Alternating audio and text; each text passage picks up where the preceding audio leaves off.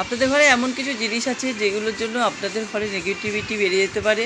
এজন্য ঘরের কিছু কিছু জিনিস আছে যেগুলো ঘরে রাখবেন না, যেগুলো ফেলে দেবেন। যেমন পুরনো তালা। আপনারা বলবেন হয়তো অনেক দিন আগেকার এত বড় লোহার তালা রয়েছে, ঠাকুমার স্মৃতি কি ঠাকুরদাদার স্মৃতি করে রেখে দিয়েছেন, জং ধরা তালা। ওই হয়তো তালার চাবি কোনো কাজ করে না, চাবি ঢুকাচ্ছেন, চাবি হয়তো মোড়াবাচ্ছেন, কোনো কাজ করছে না। এইসব তালা একদম ভালো না বাড়িতে রাখা। আপনাদের ভাগ্য আটকে থাকে এই জন্য, বুঝেছেন? ওই তালা ফেলে দেবেন, আর নাহলে ভাঙাচোরার সাথে বিক্রি করে দেবেন।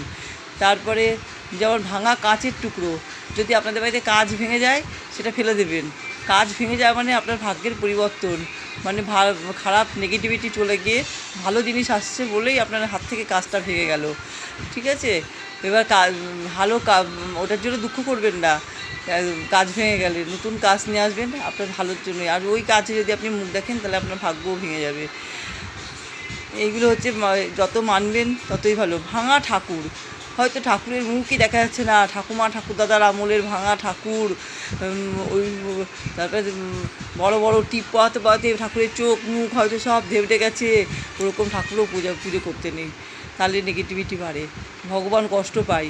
ওই জন্য এগুলো মানে জলে গঙ্গার ধারে কিংবা কোনো বট গাছের গোড়ায় দিয়ে আসবেন। সেই ঠাকুর পুজো দিয়ে নতুন ঠাকুর নিয়ে আসবেন। দেখেন না, অনেকেই আছে, যেমন লক্ষ্মী ঠাকুর, তারপরে নিতাই গৌর, তারপরে রাধা গোবিন্দ গঙ্গার ধারে অনেকে দিয়ে যায় দেখবেন।